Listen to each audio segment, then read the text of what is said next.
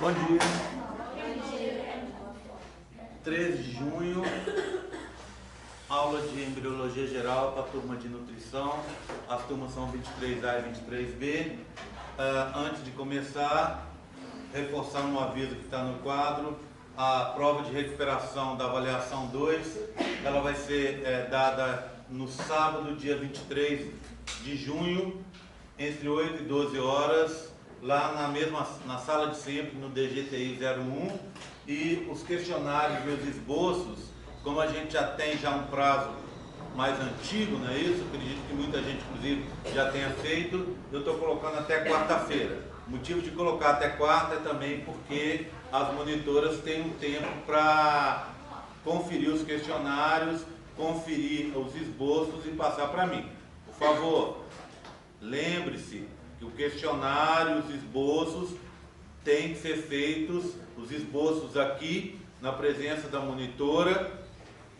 Já falei isso algumas vezes, mas eu acho que é importante reforçar. Os esboços têm que ser feitos sempre na presença da monitora, não é para trazer esboço de casa, porque elas não vão aceitar, e os questionários são para ser feitos individualmente, não são para ser copiados da internet. O motivo para essas duas coisas é que essa é uma chance para quem não foi bem na prova poder estudar de novo a matéria. Se eu permitisse que se copiasse, se eu permitisse que trouxesse os esboços de casa, talvez fosse melhor até que eu não pedisse isso para vocês, tá certo? Eu comecei fazendo prova de recuperação desse jeito, alguns semestres atrás, sem essa exigência, mas eu descobri que com essa exigência os resultados são melhores. Claro que nada vai substituir a necessidade sua de estudar, mas os esboços e o questionário ajudam a você a ter esse andamento aí no seu estudo. Além do mais, esses vídeos que a gente está fazendo, eles estão sendo colocados praticamente de forma imediata, né? Logo a seguir da aula, um dia, 2 dias no máximo depois, já estão no YouTube disponíveis para vocês poderem assistir e rever as aulas, tirar dúvidas, etc. Bem, então hoje eu vou falar sobre o cordão umbilical. Cordão umbilical é o elo, né, entre a mãe e o bebê. O cordão umbilical serve para transportar nutrientes e oxigênio da mãe para o bebê, assim como hormônios e outros compostos, né? E serve também para que o bebê possa retirar do seu corpo, já que ele está em desenvolvimento muito acelerado, ele produz muitas excretas e essas excretas têm que ser retiradas. O jeito de retirar é via cordão umbilical. O cordão umbilical se liga à placenta, não é isso? E a placenta está presa ao endométrio uterino. A gente já conversou algumas vezes sobre o cordão umbilical. Eu contei para vocês que o cordão umbilical ele é formado pela união dos 2 pedículos, não é isso? Pedículo embrionário mais pedículo vitelíneo. O cordão umbilical, quando inteiramente formado, ele tem em torno de uns 50 centímetros e mais ou menos uns 3, 4 centímetros de diâmetro, não é? Ele permite, então, que o bebê tenha uma possibilidade de se movimentar tranquilamente dentro do útero materno, tá? Só que tem um problema. Esse cordão umbilical, ele pode ser uma armadilha para o bebê. Porque se você pensar que os nutrientes passam por ali, se ele se enrolar nesse cordão, por exemplo, enrola o cordão no pezinho, enrola no bracinho, enrola no pescoço, esse cordão os nutrientes e o oxigênio que estariam passando por esse cordão podem ser impedidos de passar e o bebê entrar em privação, né? A gente diz em linguagem médica, em sofrimento, ok? Se você pensar, mas se ele enrolar no pescoço do bebê, nenhum problema, né? Vai sufocar o bebê. Se ele enrolar no bracinho do bebê, não teria problema. Claro que tem problema. Por quê? Porque o bebê não respira pela boca. bebê está respirando via cordão umbilical. Então o problema não é o cordão estar no pescoço, ou estar preso no ombro, ou estar preso na perninha. O problema é o cordão estar preso. Então ele vai reduzir ou até impedir a passagem de nutrientes e de oxigênio, e isso pode causar um problema no desenvolvimento do bebê. Lembrando que o cérebro, o encéfalo lá em formação, ele é muito carente de oxigênio. É uma parte que precisa muito de oxigênio para se desenvolver. Então, se falta oxigênio, às vezes, apenas por alguns minutos, isso pode causar um problema para o bebê. Tudo bem? Tranquilo? Bem, o cordão umbilical, quando ele vai se desenvolver, acontece uma coisa engraçada, o que a gente chama de hérnia umbilical. Na verdade, é hérnia umbilical fisiológica. Vamos lá. Hérnia é aquele estufamento, não é isso que a gente tem, por exemplo, tem aqui, querida, felizmente, a gente tem às vezes um estufamento aqui na região inguinal ou na barriga e tal, né? Por quê? Porque na verdade o intestino, uma alcinha do intestino saiu pela parede e está presa ali. Então dá esse estufamento, né? Então tem hérnia inguinal, hérnia umbilical e tal. Essas hérnias são hérnias patológicas, não é? Mas existem hérnias como essa aí, que é uma hérnia fisiológica. O que é uma hérnia fisiológica? Tudo que a gente diz aqui que é fisiológico são coisas que se resolvem naturalmente. Se você surge durante o período e depois desaparece. Qual que é a razão de você ter uma hérnia no bebê? É porque, imagina, o bebê está aqui, né? Se desenvolvendo. Está aqui, bebezinho, está lá se desenvolvendo. Pronto. Põe a perninha aqui. Tá lá o bebê se desenvolvendo. O que acontece? A barriguinha dele é pequena para o intestino em desenvolvimento. Esse intestino, que vai ficar enorme, não é isso? Nosso intestino dá em torno de mais de 6 metros, intestino delgado, ele é enorme. E ele parece muito com uma mangueira de jardim, tanto na grossura quanto no diâmetro. Então, se você pensar bem, você vai falar, poxa, como cabe 6 metros de mangueira de jardim dentro da minha barriga? É porque ela é molinha. Lembra da história do peristaltismo? Ela fica amassadinha e quando passa o alimento, ela abre o alimento passar, tá? Então, por isso que cabe. Mas a barriguinha do bebê e o bebê em si, ele é muito pequeno para caber. Então, como uma forma de resolver esse problema, e além de tudo, você pensa bem, esse intestino está tendo dobrinhas, ele está se ajeitando para ele caber lá dentro, né? E as dobrinhas, aquelas alcinhas, cada uma tem uma posição certa, e não é dobrada ao acaso.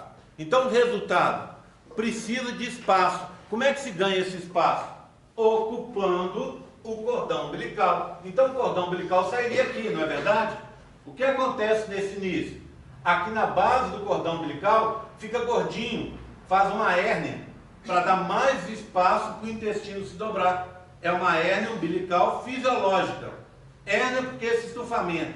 Umbilical porque está no umbigo. E fisiológica porque ela acontece durante o período fetal. No final do período fetal, volta ao normal. O intestino, o bebê já está mais desenvolvido, maiorzinho, dá espaço para que o intestino volte para dentro da barriguinha dele, tá? Bem, já sabemos sobre a hérnia, já falei sobre a formação, agora eu vou falar sobre a estrutura.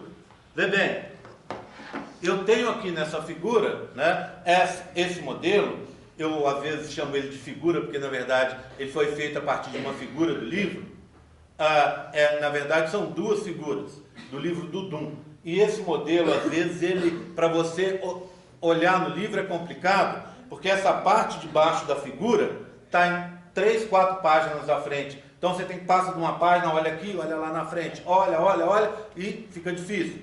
Aí um dia eu pedi para que fosse feito esses 2 modelos para a gente conseguir entender melhor. Vê bem, aqui eu tenho um embrião, tá? Que deve estar aqui com umas 4, 6 semanas de desenvolvimento. E esse aqui é um feto, que deve estar aqui com umas 10 semanas de desenvolvimento. Tá vendo, ó? já tem uma carinha de bebê esse aqui, né? Um jeitinho de bebê, uma estrutura de bebê. O que eu vejo aqui, ó? O intestino começando a se formar, essa área em verde, e aqui, ó, o intestino já subdividido em várias áreas. Aqui a gente já tem até uma cabeça formada, né? Que ainda não está, ó. Então, olha, eu tenho aqui, só para vocês terem ideia, aqui seria o esôfago, aqui o estômago, esse aqui o intestino delgado se formando, e a partir daqui o intestino grosso, né? Esse que está aqui embaixo, aqui, ó, só esse pedaço aqui atrás, é o alantoide, não é isso? Que está aqui e está aqui também. O que eu tenho aqui? O fígado, e esses dois pedacinhos aqui, ó, são o pâncreas, que se formam em dois lugares diferentes, uma região dorsal e uma região ventral. Depois vai ter um giro, e aí os dois vão se unir numa estrutura só. Tudo bem? Tá? Mas o que me interessa não é isso não é intestino, não é? Não é intestino hoje não. Então o que vai me interessar é isso aqui, ó. Imagina, tá vendo essa pontinha e essa? São duas pontinhas do âmnio, não é? Então se eu pegasse elas e unisse assim, ó, aqui e aqui, seria o âmnio, onde está o bebê. Como é que eu sei isso? Como é que eu sei que é isso? Eu tenho um azul escuro aqui, ó. Lembra? Azul escuro, tradicionalmente, nos meus modelos, é uma indicação de epitélio amniótico. Tá aqui, ó. Tá? Esse é o mesoderma, esse embrionário folheto interno, vermelho. Também, tradicionalmente, nos meus modelos é vermelho, não é? Aqui é a mesma coisa, ó. Aqui do lado de cá. Concorda comigo? Então, foi cortada a cavidade amniótica para a gente poder ver. Bem, então, tá vendo um pontilhado aqui, ó? Eu vou pegar esse pontilhado de lá para cá, tá? Ou seja, da direita para a esquerda, e nós vamos ver o que a gente vê. O que a gente acha, né? Aqui, então, cavidade amniótica, concorda? Âmnio. Aí vem o que? Epitélio amniótico, em azul. Mesoderma extra-embrionário, folheto interno. Esse espaço é o celoma extra-embrionário. Será, Gê? É, ó. Olha aqui, ó. Olha aqui. Celoma, tá vendo, ó? Esses dois modelos estão na mesma época. Olha o celoma extra-embrionário aqui, tá vendo? Tá? Pronto. Celoma. Aqui é a parede do saco vitelino. Concorda comigo? Do lado de fora nós temos o quê? Vamos lembrar? Nós temos mesoderma, extra-embrionário folheto interno e mais endoderma extra-embrionário, que é amarelo, não é? Pronto. Aí aqui repete, agora começa a repetir. Olha só, mesoderma extra-embrionário, folheto interno, endoderma extra-embrionário, mesoderma extra-embrionário, folheto interno, o espaço celoma extra-embrionário. Aí eu tenho o pedículo embrionário aqui, tá vendo? Pedículo embrionário, ou pedículo mesodérmico, não é isso? Ou pedículo de implantação. No meio dele o alantoide. Vou caminhando para cá. Ficou azul de novo. O que é isso aqui? Epitélio amniótico. E aí a cavidade amniótica. Tudo bem? Nada demais, né? Só estou olhando o que está aqui e mostrando para vocês. Mas agora reparem numa coisa. Isso aqui não me dá uma visão real, uma visão em corte. Não é? Eu não consigo ver como essa estrutura, essa região é na realidade. Justamente por isso que eles resolveram pegar isso que está assim, ó, e fazer uma visão para vocês assim, ó, de frente, tá certo? Então imagina, eu tenho uma coisinha assim, aí eu girei para a gente poder ver. E olha quando a gente gira, olha como ela é. Essa estrutura daqui até aqui, ela é arredondada, tá vendo? Então, ó, do lado de fora, repetindo o que eu acabei de falar, do lado de fora o que eu tenho? Âmnio, cavidade amniótica. Aqui seria a cavidade amniótica, não é? Não é? Cavidade amniótica, ó. Aí o que eu tenho? Vamos pegar daqui para lá. Eu tenho o mesoderma extra-embrionário, folheto interno, que está aqui. Aí eu tenho um espaço. Esse espaço que está aqui, ó, onde eu estou passando a mão, esse espaço aqui, não é? Celoma extra-embrionário, está aqui, ó. Esse aqui é a parede do saco vitelino. Como é que é a parede? Do lado de fora, mesoderma, extra-embrionário, folheto interno. Do lado de dentro, endoderma, extra-embrionário. Não é? Tá aqui, ó. O que é isso aqui? Vasos sanguíneos. Eu já contei para vocês que os primeiros vasos sanguíneos surgem aqui no saco vitelino. Essa é uma das funções do saco vitelino, não é? Pronto.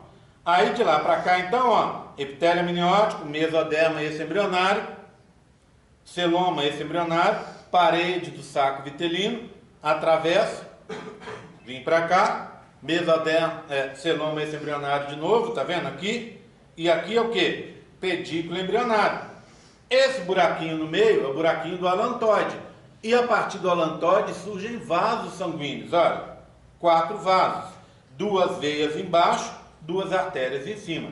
As veias estão indicadas nesse vermelho mais escuro e as artérias eu pedi para indicar nesse verde.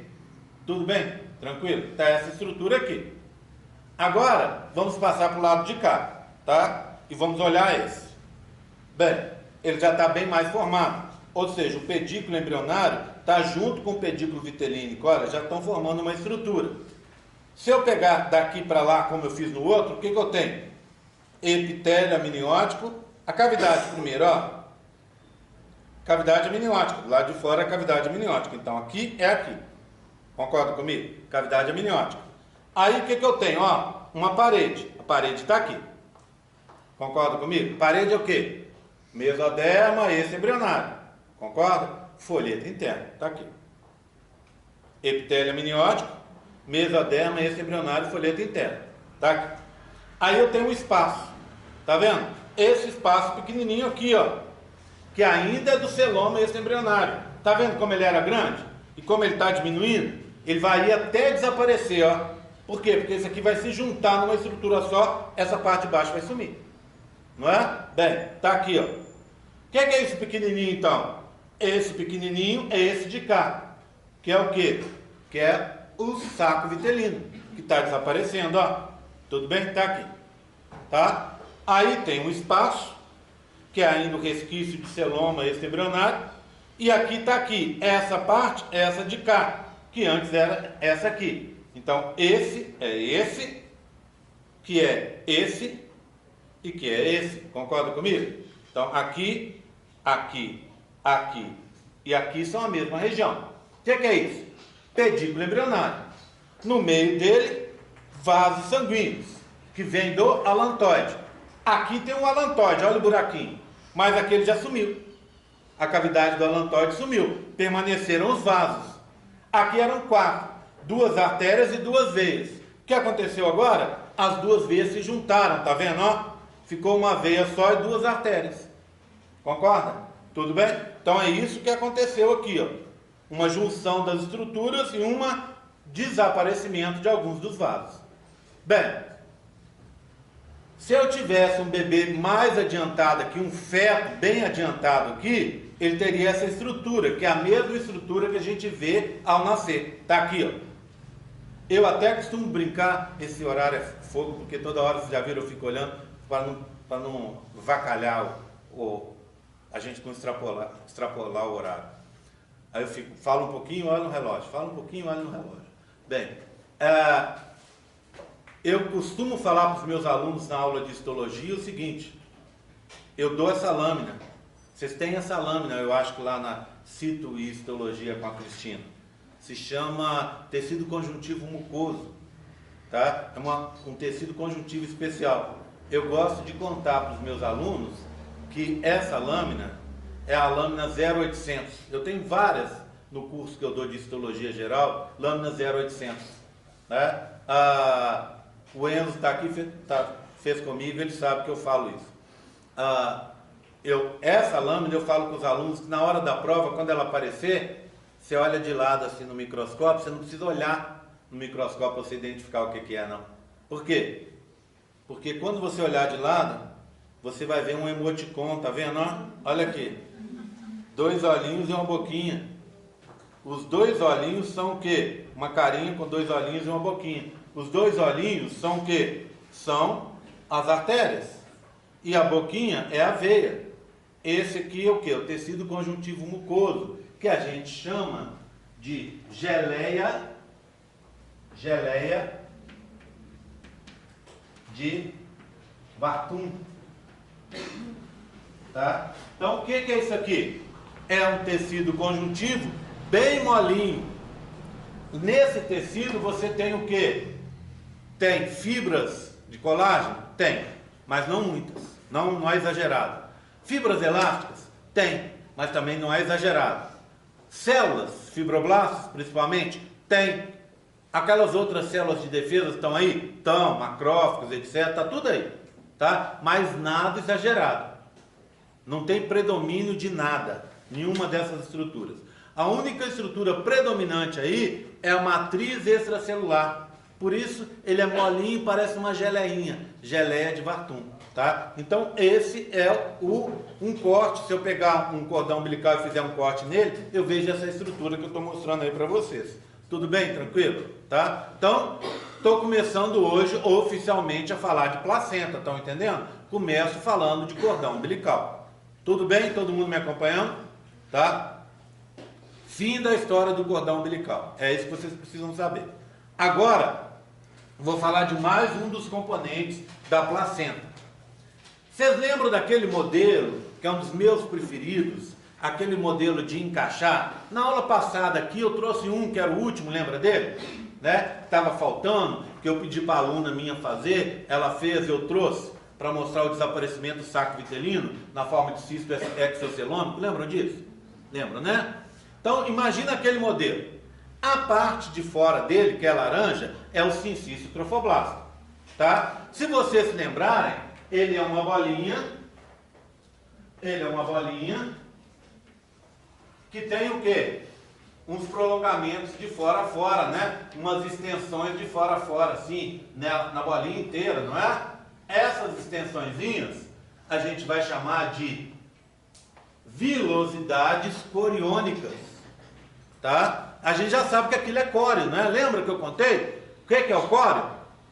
Córeo é formado de sincício trofoblasto, citotrofoblasto e mesoderma extraembrionário. Lembra que eu contei isso para vocês? O córeo é um anexo embrionário. É um dos 4 anexos. É o penúltimo a surgir. Surge lá em torno do 15º dia.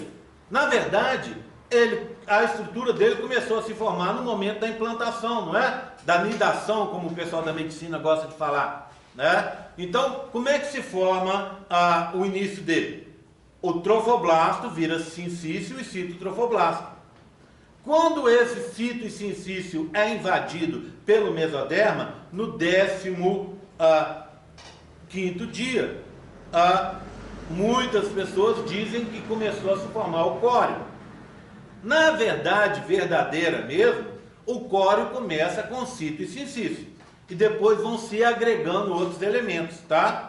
Ok? E aqueles prolongamentos dele são as vilosidades coriônicas. O que o córeo faz? Várias coisas. O córeo é a estrutura mais externa, então ele protege o embrião. Segundo, o córeo permite trocas entre a mãe e o bebê. Tá? Ótimo, né? Protegendo o bebê contra o ataque do sistema imune. Perfeito. Certo? Tudo bem?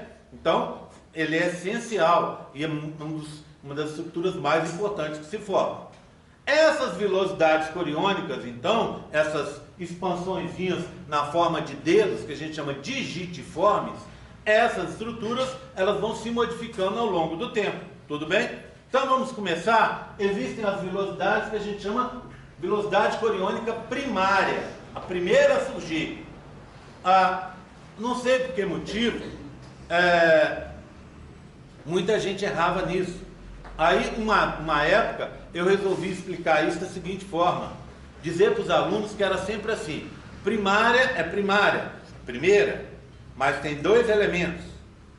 Se tem uma primária, tem uma secundária. A secundária é a segunda, mas tem 3 elementos. A terciária é a terceira, mas tem 4 elementos. Aí parece que as pessoas conseguiram guardar um pouco melhor. E de um tempo para cá eu ando fazendo esse quadrinho. Então olha aqui, ó. Vamos olhar as velocidades. Começar assim. A primeira a surgir é a primária, com 2 elementos. Quais são? Sincício e citotrofoblasto. Ok? Então é a primeira a surgir. Eu tenho ela para mostrar para vocês. Olha, aqui estaria uma expansãozinha daquela. Na verdade 2, né? 2 expansõezinhas. Certo? Elas têm forma de dedo, tá vendo? Uma série de expansões digitiformes para aumentar a área de contato entre o bebê e o endométrio materno, para que ele consiga capturar melhor as estruturas, os alimentos que estão ali, o oxigênio, os hormônios, etc, etc. Então dá uma olhada aqui. Olha essa primeira velocidade. Do lado de fora, o tecido laranja é sincício. E do lado de dentro, o tecido roxo é o citotrofoblasto. Então, essa é a velocidade coriônica primária com 2 elementos. Pronto. Depois, já falei isso hoje, se agrega o mesoderma extraembrionário e vira de primária para secundária. Eu tenho isso aqui, ó. Olha, sincício, cito no meio e mesoderma extraembrionário aqui na verdade lá é vermelho, né? Aqui eu pedi para fazer esse meio rosa, porque depois eu preciso mostrar uma coisa no próximo modelo. Já estava pintado de vermelho, eu pedi para o aluno pintar de novo nessa cor, um pouco assim de rosa avermelhado, sei lá, né? Para que a gente ficasse mais fácil ver as estruturas que vão surgir depois, tudo bem?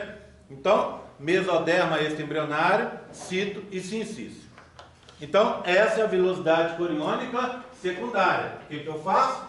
Mantenho os 2 primeiros elementos e coloco o mesoderma extraembrionário aqui. O que acontece na terciária? Eu mantenho tudo. Quando se forma a terciária? Aproximadamente logo no dia 16, 17, quando começa a surgir os vasos sanguíneos. Para que surgem os vasos sanguíneos no embrião? Ora, por mesmo motivo que a gente tem vasos sanguíneos, para transportar coisas de um canto para o outro, claro. Mas por que surge tão cedo no embrião? O embrião tem 3 semanas, muitas vezes a mãe nem sabe que está grávida e o bebê já está com o sistema circulatório funcionando. Por quê? Porque o sistema circulatório é essencial, principalmente com um serzinho desse que está se desenvolvendo tão rápido.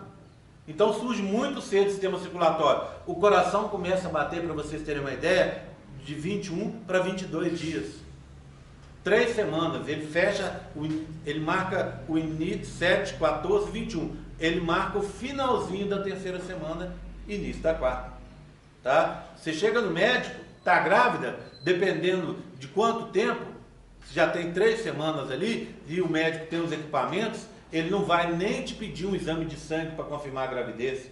Ele vai chegar e vai usar aquele aparelhinho, aquele, entre aspas, microfoninho, um Doppler, né? Para o quê? Ouvir as batidas do coração do bebê, já que com 3 semanas o coraçãozinho já está batendo. Tá? Então, na velocidade coriônica terciária, eu mantenho os 3 elementos: sincício, cito e mesoderma. E vou agregar mais um. Qual? Os vasos sanguíneos. Então, eu tenho ela aqui, ó. Olha aqui. Vamos lá, ó. Sincício, cito, mesoderma e os vasos sanguíneos. Vasos sanguíneos normalmente são indicados em vermelho e azul, não é isso? Por isso que eu pedi por isso a razão desse aqui não ser vermelhão. Porque quando a gente pintou de vermelho, como é que ia pintar o vaso vermelho? Ficou complicado. Eu falei com a menina, pinta de mais clarinho aqui o mesoderma, que a gente vai conseguir deixar mais enfatizados os vasos vermelhinhos. Tá bom? Velocidade coriônica terciária. Tá? Com esses 4 elementos. Agora uma última. A velocidade coriônica a termo. Vocês conhecem o termo a termo? Conhecem? Já viram isso? A termo. Já viu alguém falar, às vezes, médico, enfermeiro, está acostumado com a linguagem técnica, às vezes o cara vai dar uma entrevista na televisão e parece que ele está falando para os outros médicos, né? Ninguém entende nada. Às vezes eles falam assim, ó, bebê nasceu a termo. Como é que a gente traduz isso para a nossa linguagem? Bebê nasceu a termo é a mesma coisa que bebê que nasceu no tempo. Que também é uma coisa engraçada, né? Nasceu no tempo não é nascer na chuva, lá debaixo da neve, debaixo do sol, não é isso não. Nascer no tempo quer dizer, bebê nasceu no tempo certo, com 38 semanas e meia, 39 semanas. Isso é nascer no tempo. Ou seja, o bebê que nasce no tempo é o oposto do bebê que nasce fora do tempo. Não é? Fora do tempo, a gente usa mais o sinônimo disso, que é prematuro. Bebê nasceu prematuro, fora do tempo. nasceu com 6 meses, né? Alguém aqui é prematuro? Algumas pessoas são prematuras. Eu já sou um bebê que nasceu a termo, tá? Nasci certinho. Minha irmã é prematura. Então o que acontece? Acho que ela nasceu com 8 meses. Então prematuro é nascer antes do tempo, antes das 38 semanas. E a termo é nascer com 38 semanas. A gente extrapola isso para dizer tudo na criança que ocorre perto do nascimento, a gente diz que é a termo. Então uma velocidade perto do nascimento é uma velocidade coriônica a termo. Tudo bem? Vamos ver o que acontece? Antes de ver, uma dica. O que está acontecendo perto do nascimento? O bebê está crescendo muito mais rápido do que ele já crescia. E aí, ele precisa de quê? Lembra que no último trimestre, vocês já ouviram falar isso, o bebê ganha principalmente peso e tamanho, não é? Então, o que acontece com esse bebê? Esse bebê, ele precisa mais ainda de nutrientes, precisa mais ainda de oxigênio, precisa mais ainda de um meio para eliminar as excretas e a sujeira que está dentro dele. Então, essas velocidades vão ficar próprias para isso, para conseguir facilitar essa estrutura, esses processos, tá? Então, vamos ver o que você tem nessa velocidade. O sincício tem, mas ele fica delgado, fino. Tá? Por quê? Porque para facilitar o contato da mãe com o bebê. Ele fica fininho, tá? Bem, o citotrofoblasto some, vou pôr um 0 aqui, mas ele vai ser substituído por uma coisa chamada manto citotrofoblástico. O que seria isso? É essa estrutura que está aqui, ó, que vocês ainda estão anestesiados de sono, viram e nem me perguntaram. Começou a surgir aqui, tá vendo? Olha aqui, ó, verdinho, tá vendo? Para que serve essa estrutura? Para fixar, para prender melhor a velocidade coriônica no interior do útero. Por quê? Se num determinado momento você está facilitando as trocas entre a mãe e o bebê, com algumas alterações aí, em outro momento, essa velocidade coriônica, ela fica mais desprotegida e a mãe corre muito a chance, a partir principalmente do 5º mês, de ocorrer o quê? Descolamento de placenta. Já viram esse termo? Já. Sabe o que é isso? É quando as velocidades, então tá lá, a placenta cheia de velocidades. Aí as velocidades começam a se soltar, arrebentar, e daqui a pouco a placenta inteira se solta e dá um aborto. Concorda? Então, para evitar isso, para minimizar isso, o citotrofoblasto desapareceu, foi para fora e virou essa estrutura de ancoragem que vai prender o bebê na placenta, que é o tal do manto citotrofoblástico, que está aqui de verde claro. Tudo bem? Bem, o mesodermo embrionário está lá? Tá, não mudou nada. Os vasos sanguíneos estão lá? Estão. Mas agora eles estão maiores e periféricos. Olha aqui, ó. Vamos dar uma olhada? Na velocidade coriônica a termo? Olha o manto citotrofoblástico aqui, do lado de fora. Sincício trofoblasto, está aqui. Ele é mais fininho, mas não dá para a gente ver, tá? Como foi feita a pintura aqui, não dá para a gente ver. Tudo bem? Manto, o citotrofoblasto está aqui. Tá? Ok? O sincício trofoblasto está aqui. Mais fininho, mas por esse corte não dá para a gente ver, concorda? Tá? O citotrofoblasto sumiu. O sincício está aqui, mais fininho. O cito sumiu. Está aqui, ó. Virou o manto citotrofoblástico. O mesoderma está aqui. Não é? E os vasos também. Mas agora compara, ó. Olha aqui. Olha os vasos como eram mais centrais e mais fininhos na terciária. Olha como eles ficaram maiores e mais periféricos na velocidade a termo. Tá vendo a diferença? Tá certo? Bem, o que acontece aqui então?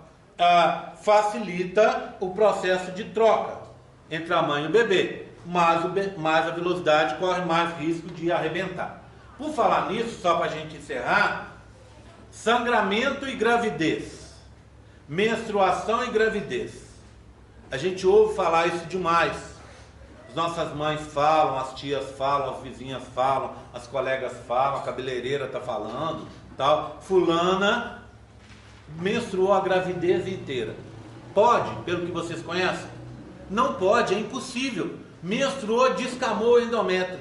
Descamou o endométrio, o bebê vai embora, dá aborto. Mas existe sangramento durante a gravidez? Claro que existe. Claro que existe. Que sangramento é esse? Sangramento durante a gravidez pode ter 3 origens. Primeiro, e mais comum, a progesterona, um dos efeitos dela é ressecar a vagina. Ela fica mais seca. E aí, vasinhos da vagina se rompem naturalmente ou principalmente depois do ato sexual. Então a menina está grávida, teve uma relação sexual ontem, hoje ela acorda de manhã, lá na calcinha tem uma borrinha de sangue. Ela vai falar, ai, eu menstruei só um pouquinho. Não menstruou, minha filha. Na verdade, é um sangue. E esse sangue está vindo de onde? Muito provavelmente da vagina que se rompeu. Rompeu um vasinho. Ah, não, eu não tive ato sexual ontem. Mas mesmo assim tem uma borrinha de sangue ali. Por que isso? Porque, na verdade, como ela fica mais seca, ela pode romper naturalmente. Outra possibilidade, então essa foi a primeira. A segunda, ruptura das velocidades coriônicas. Esse sangue é um pouco diferente. Enquanto aquele da ruptura da vagina é um sangue é um sangue vivo, como se fosse um cortinho, esse aqui, como tem sangue venoso e arterial, é um sangue mais escurinho, tá? Sangue mais escuro. A última possibilidade, você está tendo um aborto, tá? Então tem essas 3 possibilidades. Você, sua vizinha, a cabeleireira, sua tia, não precisam saber disso. Só precisam saber que o segredo é sangramento. Sangrou durante a gravidez? É médico. Sangrou hoje? Médico. Sangrou semana que vem? Médico. Tá? Você não tem como saber, nem tem a obrigação de saber o que é. Mas não pode ficar quietinho em casa. Por quê? Porque isso pode ser uma ruptura da placenta e a ela descolando, o que acontece? O bebê vai morrer. Pode ser um aborto que você está tendo. Então você tem que tomar providências. O que é que o médico vai te falar quando você chegar lá? Vai virar para você e falar assim, ó, repouso absoluto, meu bem. Deita e fica quietinho. Por quê? Porque na maioria dos casos, quando tem essa ruptura, quando as velocidades começam a se romper, é porque foi algum esforço seu que você fez. Ou às vezes naturalmente. Se foi algum esforço, quando você fizer o repouso absoluto, quietinha, levantando só para ir no banheiro, fazendo refeições até na cama, olha, sonho de muita gente aí, hein? Tá o dia inteiro assistindo novela, só na caminha ali, traz a comidinha, maridão traz a comida, você come, ele leva, ele mesmo lava os pratos, hein, que maravilha, e você só quietinho. Pior que tem gente que é assim, o médico vira e fala assim, repouso absoluto. A pessoa senta lá, fica meia hora na cama e pensa, vou aproveitar, vou lá trocar aquela telha do telhado, tá trincada, vou lá aproveitar que eu estou de repouso absoluto e vou capinar o quintal. É desse jeito. Aí o que acontece? Ficou quietinha, sangramento não voltou, tranquilo. Teve o sangramento mesmo quietinha, ele tem que entrar com remédios, porque aí ele tem que manter o bebê por mais tempo possível dentro do útero. Outra bobagem que se fala aí, bebê de 7 meses tem mais chance de viver, de sobreviver do que um bebê de 8 meses. Por quê? É um mistério que ninguém me explica.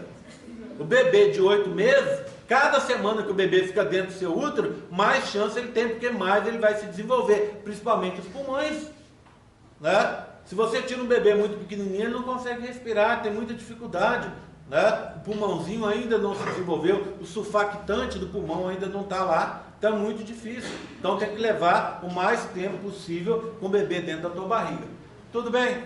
Tranquilo? Tá? Entenderam? Chamadinha para a gente poder ir embora e continuar.